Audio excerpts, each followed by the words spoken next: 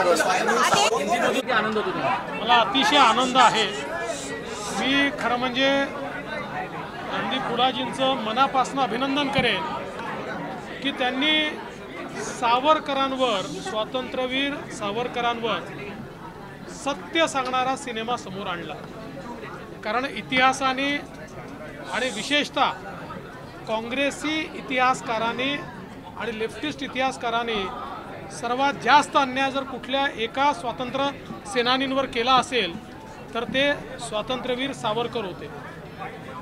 आणि त्यांची जी खरी कहाणी आहे, त्यांचं जे खरं कॉन्ट्रीब्युशन आहे, या सिनेमाच्या माध्यमातून रणदीप हुडाजींनी ते आपल्यापर्यंत आणलेलं आहे।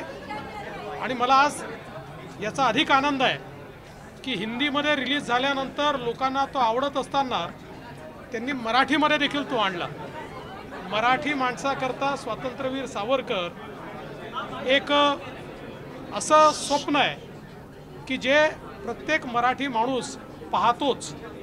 आणि हा सिनेमा मराठीमध्ये रिलीज होत असताना त्या ठिकाणी उपस्थित राहण्याची संधी मला मिळाली, याचा मला मनापासून आनंद आहे। आणि मी सर्वांना अपील करणार आहे की हिंदीमध्ये बघा, मराठीमध्ये बघा, पण प्रत्येकाने खरा इतिहास जर देशाचा जाणून घ्यायचा असेल, आपले खरे हिरोज कोण आहेत हे जर जाणून घ्यायचं असेल तर हा सिनेमा बघितलाच पाहिजे, असं माझं सगळ्यांना आव्हान आहे। सर, आपण नेहमी असं म्हणतो की आपण अनेक लोकांकडून काहीतरी बोध घेत असतो, इन्स्पायर करत असतो। स्वातंत्र्यवीर सावरकरांकडून तुम्ही किती इन्स्पायर झाला? स्वातंत्र्यवीर सावरकरांचं जे चरित्र आहे हे 360 डिग्री आहे। एक अत्यंत विलक्षण बुद्धिमान व्यक्ती, एक निडर आणि बेडर अशा प्रकारचे स्वातंत्र्य संग्राम सेनानी, एक समाजसेवक, एक जाती प्रथेच्या विरुद्ध लढणारे सुधारक, मराठी भाषेला समृद्ध करणारे साहित्यिक, मराठी भाषेला नवीन शब्द देणारे साहित्यिक, अशा अनेक त्यांचे जे कंगोरे आहेत हे सगळे वेगवेगळ्या प्रकारच्या प्रेरणा देतात। त्यामुळे मला असं वाटतं की स्वातंत्र्यवीर सावरकरांनी सामान्य माणसाला प्रेरणा तर दिलीच, पण त्यासोबत भारतीय संस्कृती, हिंदुत्व याबद्दल ज्या काही चुकीच्या संकल्पना होत्या त्याही स्पष्टपणे समाजासमोर आणण्याचं काम त्यांनी केलं आहे। आणि म्हणून आम्हाला नेहमीच ते प्रेरणा देत राहते। आज रणदीप सर आहेत, आज अंकिता आहे बाजूला, त्यांचं तुम्ही ट्रेलर पाहिला असेलच, अर्थात तुमच्या डोळ्यासमोर आला असेल। या बिझी शेड्यूलमध्ये तुम्ही सिनेमासाठी आलात, आज तो आनंद वेगळा आहे की त्यांच्या तुम्हाला शुभेच्छा द्यायला मिळतात त्या दोघांना? मी दोघांचंही खूप मनापासून अभिनंदन करतो। बघा, एक तर आजच्या कमर्शियल युगामध्ये अशा प्रकारचा सिनेमा बनवण्याची संकल्पना ही देखील एक विलक्षण आहे। आणि तीही स्वातंत्र्यवीर सावरकरांवर रणदीप हुडांनी पुढाकार घ्यावा, हा देखील मला असं वाटतं एक विलक्षण अशा प्रकारची घटना आहे। आणि या दोघांनी त्या सगळ्या भूमिकांना इतका सुंदर न्याय दिला आहे की प्रत्यक्ष असं वाटतं की आपण त्या कालखंडात पोहोचलो आहोत।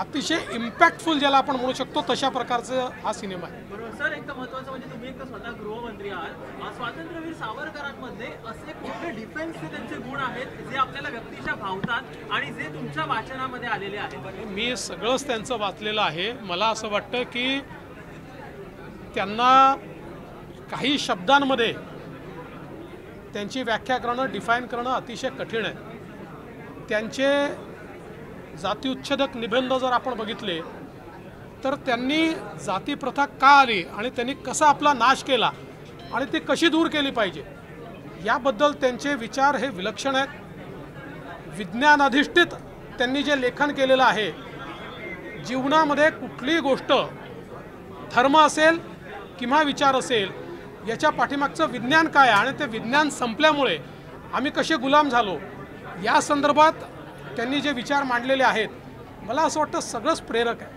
आणि आपल्याला याची कल्पना देखील आहे की क्रांतिकारकांची एक फळी ही त्यांनी तयार केली। जोसेफ मॅझिनीचं चरित्र लिहिल्यानंतर त्यांनी जी प्रेरणा त्यांनी उभी केली आणि त्यानंतर ते पहिले व्यक्ती होते की ज्यांनी इंग्रजांचा नरेटिव्ह संपवला की 1857चं युद्ध हे शिपायांचं बंड नव्हतं तर भारतीय स्वातंत्र्याचं पहिलं समर ते होतं.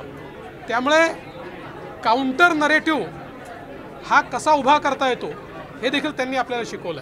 चित्रपट पाहण्यासाठी राहुल गांधी यांना मोफत तिकीट पाठवलं जाणार का? नाही, राहुल गांधी हा सिनेमा पाहायला येत असतील तर माझ्या खर्चानी मी पूर्ण थिएटर बुक करीन आणि त्यांना एकट्याला पाहण्याकरता थिएटरमध्ये पूर्ण व्यवस्था करून देईन.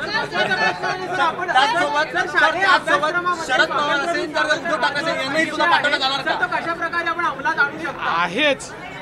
आणि मला असं वाटतं की त्यांच्या या सगळे जे विषय मी मांडले आहेत त्या संदर्भात वेगवेगळ्या प्रकारे आपल्याला मुलांपर्यंत ते पोचवलं पाहिजे. पण मी असं म्हणतो की आजच्या परिस्थितीतलं सगळ्यात पॉवरफुल माध्यम काय आहे तर ते सिनेमा आहे. हे माध्यम खऱ्या अर्थानं जास्तीत जास्त लोकांपर्यंत पोचतं, युवा पिढीपर्यंत पोचतं.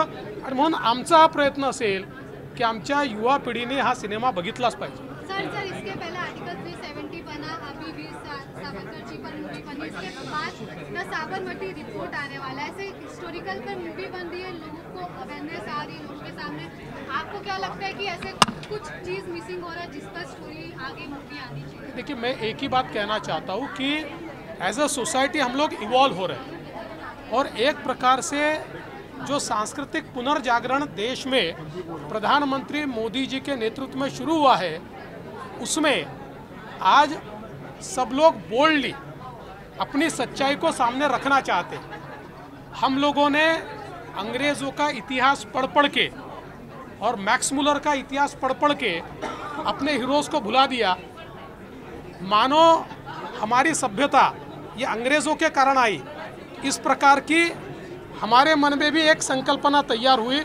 हम ये भूल गए कि जब वो लोग स्टोन एज में थे तब भी हम पूरे तरीके से विकसित रूप में हमारी सभ्यता थी. तो आज मैं ऐसा मानता हूँ कि हमारे सांस्कृतिक पुनरुत्थान का एक ज़रिया इस प्रकार की फिल्में हैं जो हमने एज अ कंट्री या हमारी पॉलिटिक्स में हमारी राजनीति में हमने क्या भूल की है, उसके क्या परिणाम हमने भोगे हैं, इसको बोल्डली आज हम डिस्कस कर पा रहे हैं. मैं मानता हूँ ये बहुत अच्छी बात है. एक बार हिंदी में राहुल गांधी जी को सिनेमा देखने के लिए आप टिकट भेजोगे क्या? मैं ऐसा मानता हूँ चूँकि राहुल गांधी जी ने सावरकर न पढ़ी है न उनको समझा है, इसीलिए वो बेसिर पैर की बातें सावरकर जी के बारे में कहते हैं. तो मैं निश्चित रूप से उनको अपील करता हूँ कि राहुल गांधी जी भी सावरकर इस सिनेमा को देखें. अगर वो देखना चाहते हैं तो मैं स्वयं अपने खर्चे से पूरा सिनेमा हॉल उनके लिए बुक करूँगा और इस सिनेमा को देखने के बाद जिस प्रकार की